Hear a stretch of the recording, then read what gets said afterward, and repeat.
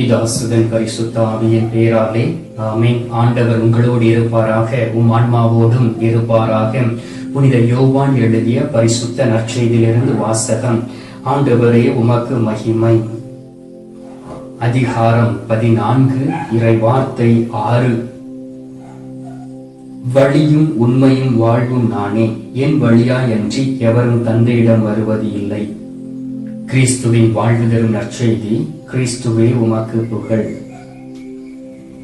கிறிஸ்துவுக்குள் பிரியமான என் அன்பு சகோதர சகோதரிகளே, இந்த உலகத்தில் நாம் வாழ்ந்து கொண்டு இருக்கிறோம் என்றால் அது ஆண்டவராகிய இயேசு கிறிஸ்து நமக்கு வாழ்வை கொடுத்திருக்கின்றார். நாம் தாயின் கருவறையில் உருவாகும் பொழுதே ஆண்டவராகிய கடவுள் நம்மை பெயர் சொல்லி அழைத்து இருக்கின்றார். நம் தாய் தந்தையர்கள் மூலமாக இந்த உலகத்தை பார்க்க ஆண்டவர் உதவி செய்திருக்கின்றார்.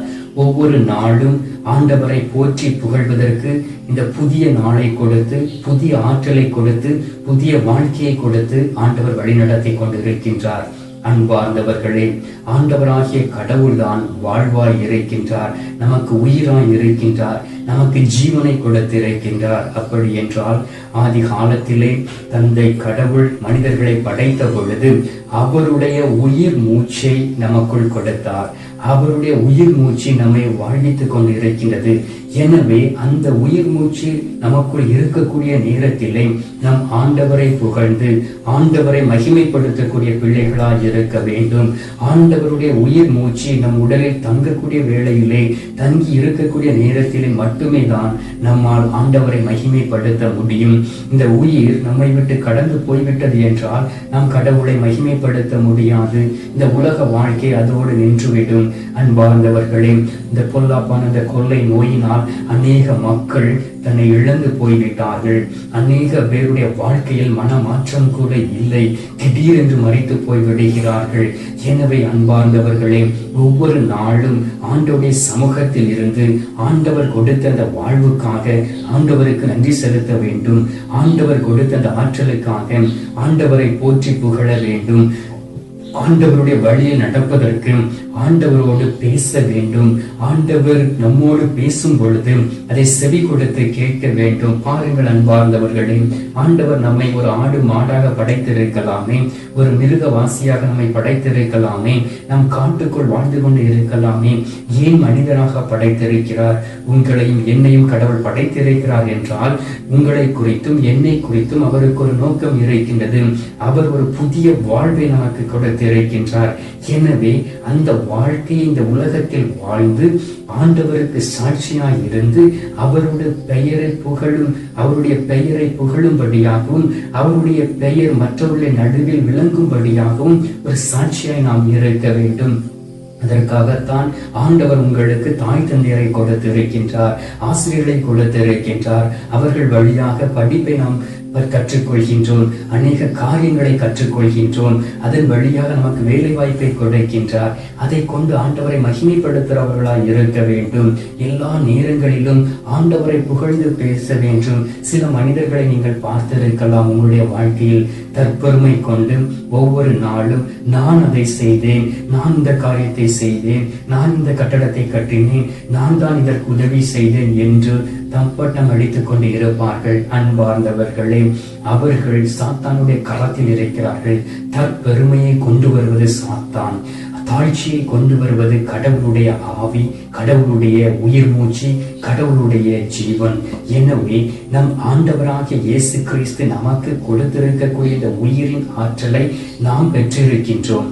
அதன்படி அவருக்கு உகந்த வாழ்க்கை வாழ வேண்டும்.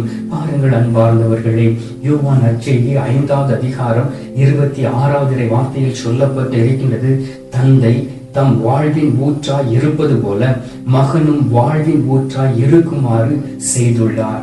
தந்தை கடவுள் உயிரோடு வாழ்ந்து கொண்டு இருக்கின்றார். அவர் விண்ணகத்தில் இருக்கின்றார். தன்னுடைய மகனை இந்த உலகத்திற்கு அனுப்பி எப்படி வாழ வேண்டும் என்று கற்றுக் கொடுத்து இருக்கின்றார். கரை படிந்திருந்த அந்த உலகத்தை எப்படி கழுவி சுத்திகரிக்க வேண்டும் என்று தன்னுடைய மகனுக்கு கற்றுக் கொடுத்து அவருடைய பரிசுத்த இரத்தத்தினால் நாமும் இந்த உலகமும் தூய்மை அடைந்து இருக்கின்றது. ஆனால் நம்முடைய சொந்த நாட்டத்தின்படி ஆண்டவர் நமக்கு சுதந்திரத்தை கொடுத்திருக்கின்றார். அந்த சுதந்திரத்தை தவறாக பயன்படுத்தி நாம் இச்சைகளில் விழுந்து பாவத்தில் விழுந்து ஆண்டவருடைய வழியில் நடக்காதபடி இந்த உலகத்தை மீண்டும் மீண்டும் கரைப்படுத்தி ஒவ்வொரு நாளும் நம் ஆண்டவராகிய இயேசு கிறிஸ்துவை சிலுவையில் அறைந்து கொண்டு இருக்கின்றோம். எனவே தான் ஆண்டவராகிய கடவுள் சொல்லுகின்றார், நாம் தாம் வாழ்வின் ஊற்றாய் இருப்பது போல தன்னுடைய மகனும் வாழ்வின் ஊற்றாய் இருக்க வேண்டும். அன்பார்ந்தவர்களே, நீர்நிலைகளை பார்த்திருப்பீர்கள். எங்கு இந்த நீர் உருவாகிறது, எங்கு இந்த ஆறு உருவாகிறது என்பதை நீங்கள் படித்திருக்கலாம். சில பேர் பார்த்திருக்கலாம். அதில் ஒரு ஊற்று இருக்கும். பல இடங்களில் ஊற்றில் இருந்து தண்ணீர் வந்து அவை ஒன்றாக சேர்ந்து பெரிய ஆறாக போய் கடலில் சேருகின்றது. ஆம் அன்பார்ந்தவர்களே, அதே போல்தான் ஆண்டவருடைய அருளும் ஆற்றலும் அவருடைய வாழ்க்கையும்.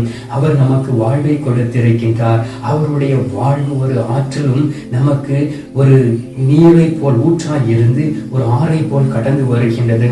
1 யோவான் 5வது அதிகாரம் 12வது இறை வார்த்தையில் சொல்லப்பட்டு இருக்கின்றது, இறை மகனை கொண்டிருப்போர் வாழ்க்கை கொண்டுள்ளனர், அவரை கொண்டிராதோர் வாழ்வை கொண்டிரார். ஆண்டவராகிய இயேசு கிறிஸ்து உங்களிடம் இல்லை என்றால் நீங்கள் வாழக்கூடிய வாழ்க்கை ஒரு பொய்யான வாழ்க்கை. நீங்கள் ஆண்டவராகிய இயேசு கிறிஸ்துவை கொண்டு இல்லை என்றால் நீங்கள் ஆண்டவரை கொண்டு இருப்பது இல்லை. உங்களுடைய வாழ்க்கை ஒரு பொய்யான வாழ்க்கையாய் இருக்கின்றது. எனவே ஆண்டவராகிய இயேசு கிறிஸ்து கொண்டு தந்த வாழ்க்கையை அவருடைய கரத்தில் திரும்ப கொடுக்கும் வரை நாம் பரிசுத்தமாய் இருக்க வேண்டும். பாவத்திலிருந்து வெளியே வர வேண்டும். பாவத்தை மட்டும் நாம் பேசிக்கொண்டு இருக்கக்கூடாது. அதிலிருந்து வெளியே வர முயற்சி செய்ய வேண்டும். ஆண்டவருடைய கரத்தை பிடித்து நடக்கக்கூடிய பிள்ளைகளாய் உங்களை மாற்றிக்கொள்ள வேண்டும். அப்பொழுதுதான் ஆண்டவருடைய அருளும் இரக்கமும் உங்களோடு கூட தங்கும். அல்லேலூயா, அல்லேலூயா. இயேசுவே நன்றி, இயேசுவே நன்றி. இயேசுக்கே புகழ், இயேசுக்கே புகழ். மரியே வாழ்க. அன்பார்ந்தவர்களே, எனவே இறை மகனை நம் ஆண்டவராகிய இயேசு கிறிஸ்துவை நாம் சொந்தமாக்கி கொள்ள வேண்டும். அவர் எவ்வாறு அவருடைய பிள்ளையாய் மாறக்கூடிய உரிமையை நமக்கு கொடுத்தாரோ அதே போல் அந்த தகப்பனை நாம் சொந்தமாக்கி கொண்டு வாழக்கூடிய பிள்ளைகளால் இருக்க வேண்டும். யோவான் நற்செய்தி 11வது அதிகாரம் 25வது வார்த்தையில் சொல்லப்பட்டு இருக்கின்றது, இயேசு அவரிடம், உயிர் தெழுவதும் வாழ்வும் நானே, என்னிடம் நம்பிக்கை கொள்பவர் இறப்பினும் வாழ்வார் என்று சொன்னார். பாருங்கள், ஆண்டவராகிய இயேசு கிறிஸ்து இந்த உலகத்தில் வாழ்ந்த பொழுது லாசர் என்கின்ற சகோதரன் மரித்து போகின்றார். அது ஆண்டவராகிய இயேசு கிறிஸ்துனுடைய ஒரு நண்பராய் இருக்கின்றார். 3 நாட்கள் கழித்து அவரை உயிர்த்தெழச் செய்கின்றார் ஆண்டவராகிய இயேசு கிறிஸ்து. அவருக்கு புதியதொரு வாழ்க்கையை கொடுக்கின்றார். அதுதான் நாமும் பெற்றுக்கொள்ளக்கூடிய புதிய வாழ்க்கை. நாம் இறந்த பிறகு நாம் கண்டிப்பாக உயிர்த்தெழுவோம். அன்பார்ந்தவர்களே, அதுதான் நமக்கு நம்பிக்கை. நாம் உயிர்த்தெழுந்த பிறகு நாம் எங்கு இருக்க போகின்றோம்? விண்ணகத்திலா அல்லது நரகத்திலா? அதற்கு தான் ஒரு ட்ரையல் என்று சொல்வார்கள். இந்த உலகம் நமக்கு ஒரு பயிற்சியாக இருக்கின்றது. இந்த உலகத்தில் வாழக்கூடிய வேளையிலே நம் ஆண்டவராகிய இயேசு கிறிஸ்துவின் நம்பிக்கை கொண்டு அவர் இறப்பினும் வாழக்கூடிய தெய்வம் என்பதை அறிந்து எவ்வாறு அவர் உயிர் தெழுந்தாரோ அதே போல் நாமும் உயிர் தெழுந்து அவருடைய வழியில் நடக்கக்கூடிய ஒரு பிள்ளைகளாய் இருந்து விண்ணக ஆசீர்வாதத்தை நாம் பெற்றுக்கொள்ள முடியும். யோவான் நற்செய்தி 10வது அதிகாரம் 10வது வார்த்தையில் சொல்லப்பட்டு இருக்கின்றது, நான் ஆடுகள் வாழ்வை பெறும் பொருட்டு அதுவும் நிறைவாக பெறும் பொருட்டு வந்துள்ளேன் என்று சொல்லுகின்றார். அன்பார்ந்தவர்களே, நாம் ஆடுகளாய் இருக்கின்றோம். ஆண்டவர் நமக்கு ஆயராய் இருக்கின்றார். நாம் வாழ்வு பெறும் பொருட்டு ஆண்டவர் இந்த உலகத்திற்கு வந்தார். ஆண்டவராகிய இயேசு கிறிஸ்து இந்த உலகத்திற்கு வந்தார். தந்தை தன்னுடைய மகனை அனுப்பி வைத்தார். உங்களுக்காகவும் எனக்காகவும் நீங்க நல்லா இருக்க வேண்டும், நானும் நல்லா இருக்க வேண்டும் என்பதற்காக. அதே போல் நம்முடைய வாழ்க்கையிலும் மற்றவர்கள் நல்லா இருக்க வேண்டும், அவர்களும் வாழ்ந்திருக்க வேண்டும் என்று சொல்லி மற்றவர்களுக்காக ஜெபிக்கக்கூடிய பிள்ளைகளாய் நீங்கள் இருக்க வேண்டும். அதைத்தான் ஆண்டவர் விரும்புகின்றார். யோவான் நற்செய்தி 6வது அதிகாரம் 63வது வார்த்தையில் சொல்லப்பட்டு இருக்கின்றது, நான் கூறிய வார்த்தைகள் வாழ்வு தரும் ஆவியை கொண்டிருக்கின்றன. ஆண்டவராகிய இயேசு கிறிஸ்துவின் வார்த்தைகள் வாழ்வு தரும் ஆவியை கொண்டிருக்கின்றன. நற்கருணை நாதர் வாழ்வு தரும் ஆற்றலை தந்திருக்கின்றார். நற்கருணை நாதர் உயிரோடு நமது நடுவில் இருக்கின்றார். அவர் ஒவ்வொரு நாளும் புதிய ஆற்றலையும் பலத்தையும் தருகின்றார். உங்களையும் என்னையும் தேர்ந்தெடுத்த கடவுள் இந்த உலகத்தில் வாழ்ந்திருந்து நாம் எப்பொழுதும் அவரை போற்றி புகழக்கூடிய பிள்ளைகளாக இருக்க வேண்டும் என்று விரும்புகின்றார். ஹல்லேலூயா, ஹல்லேலூயா. இயேசுக்கே நன்றி, இயேசுக்கே நன்றி. மரியே வாழ்க, மரியே வாழ்க. இயேசுக்கே புகழ். அன்பார்ந்தவர்களே, யோவான் நற்செய்தி 6:35 சொல்லப்பட்டு இருக்கின்றது, வாழ்வு தரும் உணவு நானே, என்னிடம் வருவருக்கு பசியே இருக்காது என்று சொல்லுகின்றார். அன்பார்ந்தவர்களே, பாருங்கள், ஆண்டவர் நாளை உங்களையும் என்னையும் போஷித்து இருக்கின்றார். உலகத்தில் உள்ள எல்லா மக்களையும் போஷித்துக் கொண்டிருக்கின்றார். அவர்களுக்கு உணவு உடையும் கொடுத்து இருக்கின்றார். பாருங்கள், காட்டில் வாழக்கூடிய மிருகங்களுக்கு ஆண்டவர் உணவு விளைக்கின்றார். மரம் செடி கொடிகள் வளர வேண்டும் என்று நல்ல மழையை கொடுக்கின்றார். அவை அசைந்து ஆட வேண்டும் என்று சொல்லி அதற்காக காற்றை கொடுக்கின்றார். பறவைகள் ஆண்டவரை அதிகாலையில் புகழ்ந்து போற்றுகின்றன. ஏனென்றால் ஆண்டவர் அதுகளையும் வாழ வைத்துக் கொண்டிருக்கின்றார். எனவே வாழ்வு தரும் உணவாய் இருக்கக்கூடிய ஆண்டவராய் இயேசு கிறிஸ்துவை ஏற்றுக்கொள்வோம். அவருடைய வழியில் நடப்போம். அவரை நமக்கு வாழ்வாய் இருப்பார். அவரை நமக்கு உயிராய் இருப்பார். அவரை நமக்கு ஜீவனை கொடுத்திருக்கின்றார். அந்த ஜீவனை அவருடைய கரத்தில் கொடுக்கும் வரை நாம் போராட வேண்டும். அன்பார்ந்தவர்களே, எனவே இந்த அதிகாலையில் சிறிது நேரம் என்னோடு சேர்ந்து ஜெபியுங்கள். ஆண்டவருடைய ஆசீர்வாதத்தை பெற்றுக் கொள்வோம். எங்கள் பரலோக தந்தையே, இயேசு கிறிஸ்துவை தூயினல் ஆவியே, தந்தை, இந்த அருமையான காலை பொழுதிற்கு நமக்கு நன்றி சொல்லி உம்மை துதிக்கிறோம் சுவாமி. இந்த அதிகாலையிலும் கூட நீர் எங்களுக்கு வாக்கு கொடுத்து, நானே வாழ்வாய் இருக்கின்றேன், உன்னுடைய வாழ்க்கையில் நான் ஒரு வாழ்க்கையாய் கடந்து வருகின்றேன், நான் உனக்கு உயிரை கொடுத்திருக்கின்றேன், நான் உனக்கு ஜீவனை கொடுத்திருக்கின்றேன், என் மகனே மகளே, அதை கொண்டு நீர் என்னை போற்றுவாயா என்று ஆண்டவர் கேட்கக்கூடிய கேள்வி நம்முடைய காதில் ஒலித்துக் கொண்டு இருக்கின்றதே.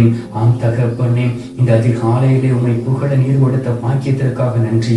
உமது வார்த்தைகளை கேட்க நீர் எங்களோடு கூட கடந்து வந்ததற்காக உம்மை துதிக்கிறோம் சுவாமி. உமக்கு உகந்த வாழ்க்கை வாழ வேண்டும் தகப்பனே, உமது வழியில் நடக்க வேண்டும் ஆண்டவரே, உமது பெயர் விளங்க நாங்கள் இந்த உலகத்தில் அலைந்து திரிய வேண்டும் தகப்பனே. ஒவ்வொரு மக்களும் உம்மை அறிந்து கொள்ள நாங்கள் உம்மை போல் வாழ வேண்டும் தகப்பனே. அதற்குரிய ஆற்றலையும் வல்லமையும் கொடுப்பீராக. நீர் எங்களுக்கு வாக்கு கொடுத்து இருக்கின்றே. அன்பார்ந்த வார்த்தைகளை கொடுத்து, உயிர் தெழுதலும் வாழ்வும் நானே, என்னிடம் நம்பிக்கை கொள்பவர் இறப்பிலும் வாழ்வார் என்று சொல்லி, ஆம் தகப்பனே, உன் மீது நம்பிக்கை கொண்டுள்ளோம், உன் மீது விசுவாசம் கொண்டு உள்ளோம் ஆண்டவரே. நாங்கள் ஒரு நாள் உயிர் தெழுந்து விண்ணக வீட்டிற்கு கடந்து வருவோம் என்று நாங்கள் விசுவசிக்கிறோம் சுவாமி. இந்த நாளிலும் கூட தகப்பனே, நீர் எங்களுக்கு கற்றுக் கொடுத்திருக்கின்றீர். நீர் எங்களை அற்புதமாய் வழிநடத்தி கொண்டு இருக்கின்றீர். சோர்வுற்ற வேளையிலே எங்களை பலப்படுத்துகின்றீர். நாங்கள் உண்மையோடு உத்தமத்தோடு வாழ வேண்டும் என்பதற்காக எங்களை ஆசீர்வதித்து உம்முடைய பரிசுத்த இரத்தத்தினால் ஒவ்வொரு நாளும் எங்களை தூய்மைப்படுத்துகின்றீர் ஆண்டவரே. நீர் கொடுத்த வார்த்தைகள் உண்மை, அவை வாழ்வு தரும் ஆவியை கொண்டிருக்கிறது என்று நாங்கள் விசுவசிக்கிறோம் சுவாமி. ஒவ்வொரு நாளும் அது வார்த்தைகளை தியானித்து அது வார்த்தையின்படி வாழ எங்களை தொடர்ந்து பயிற்சிகளை கொடுப்பீராக ஆண்டவரே. எங்களுடைய தேவைகளை நிறைவு செய்து கொண்டிருக்கின்றீர். குறிப்பாக இந்த கத்தோலிக்க காணொலியின் வழியாக உமது திருமுகத்தை பார்த்து ஜெபிக்கக்கூடிய பிள்ளைகளை ஒப்புக் கொடுக்கின்றேன். அவர்களுக்கும் ஆற்றலையும் வல்லமையும் கொடுப்பீராக. உமது பெயர் சொல்ல அவர்கள் வாழ்வார்களாக. உம்முடைய திட்டங்களை நிறைவேற்றுவார்களாக. அந்த அவர்களுடைய உடலில் உயிர் இருக்கும் வரை உமக்கு சாட்சியாக இருக்கும்படியாக ஜெபிக்கிறேன் ஆண்டவரே. யார் யாரெல்லாம் மனமாற வேண்டும் என்று சொல்லி ஜெபிக்கிறார்களோ, யார் யாரெல்லாம் தன்னுடைய தவறை உணர்ந்து ஒரு திரு சமூகத்தில் ஒப்புக் கொடுத்து ஜெபிக்கிறார்களோ அவர்களை தொடும்படியாக ஜெபிக்கின்றேன். யார் யாருக்காக ஜெபிக்கிறார்களோ, யார் யாருக்கெல்லாம் துரோகம் செய்து பொய்யை பேசி அவருடைய வாழ்க்கையை கெடுத்து ஆண்டவரை அதற்காக மன்றாடி கொண்டிருக்கிறார்களோ அவர்களை ஒப்புக் கொடுக்கிறேன் சுவாமி. அவர்கள் மீது பரிசுத்த இரத்தம் ஊற்றப்படுவதாக, பரிசுத்த வல்லமை கடந்து வரும்படியாக ஜெபிக்கிறேன் ஆண்டவரே. இறை மகனை கொண்டிருப்போர் வாழ்வை கொண்டுள்ளார், அவரை கொண்டிராதோர் வாழ்வை கொண்டிரார் என்கின்ற உமது வார்த்தையின்படி ஆண்டவரை உம்மை நாங்கள் பெற்றுக்கொண்டு உம்மை நாங்கள் ஏற்றுக்கொண்டு உமது வழி நடக்கக்கூடிய பிள்ளைகளாய் எங்களை மாற்றிடும்படியாக ஜெபிக்கின்றேன் சுவாமி. தகப்பனே, இந்த அதிகாலையிலே, இந்த புதிய நாளிலே புதிய ஆற்றலையும் புதிய வாழ்வையும் தந்திருப்பதற்காக நன்றி. உமது உயிர் எங்களை வாழ்விக்கின்றது என்று நாங்கள் விசுவசிக்கிறோம் சுவாமி. தொடர்ந்து எங்களை பாதுகாத்துக் கொள்ளும். தொடர்ந்து உமது வார்த்தைகளை அறிவிக்கவும் கேட்கவும் எங்களை பலப்படுத்தும் தகப்பனே. இந்த அதிகாலையிலே எங்களுடைய ஜெபத்தை கேட்டிருப்பதற்காக நன்றி. எங்களுடைய ஜெபத்தை கேட்டு பதில் தந்திருப்பதற்காக உமக்கு ஸ்தோத்திரம் ஸ்தோத்திரம் ஸ்தோத்திரம். மீட்பெரும் இரட்சகருமான இயேசுவின் திருக்கரத்தில் ஒப்புக் கொடுத்து எங்கள் தாய் கன்னி மரியாள் வழியாக ஜெபிக்கின்றோம். எங்கள் நல்ல தந்தையே, ஆமென். பரலோகத்தில் இருக்கிற எங்கள் பிதாவே, உம்முடைய நாமம் ரட்சிக்கப்படுவதாக, உம்முடைய ஆட்சியம் வருக, உம்முடைய சித்தம் பரலோகத்தில் செய்யப்படுவது போல உலகத்திலும் செய்யப்படுவதாக. எங்கள் அனுதின உணவை எங்களுக்கு அளித்தருள். எங்களுக்கு தீமை செய்கிறவர்களை நாங்கள் பொறுப்பது போல எங்கள் பாவங்களை பொறுத்தருளும். எங்களை சோதனை விழவிடாதையும் தீமையிலிருந்து எங்களை ரட்சித்தருளும். ஆமென். அருள் நிறைந்த மரியே வாழ்க, கர்த்தர் உடனே பெண்களுக்குள் ஆசீர்வதிக்கப்பட்டவள் நீரே. உம்முடைய திருவயிற்றின் கனியாகிய இயேசுவும் ஆசீர்வதிக்கப்பட்டவர். அஜிஷ்ட மரியே, சர்வேசுடைய மாதாவே, பாவிகளா இருக்கிற எங்களுக்காக இப்பொழுதும் நீங்கள் மரண நேரத்தில் வேண்டிக் கொள்ளும். ஆமென். பிதாவுக்கும் சுதனுக்கும் பரிசுத்த ஆவிக்கும் மகிமை உண்டாவதாக.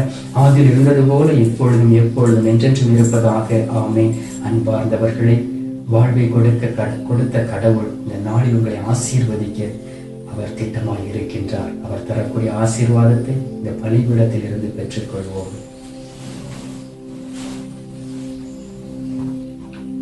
எல்லாம் அல்ல இறைவன் பிதா, சுதன், பரிசுத்த ஆவி உங்களை ஆசீர்வதிப்பாராக. ஆமென்.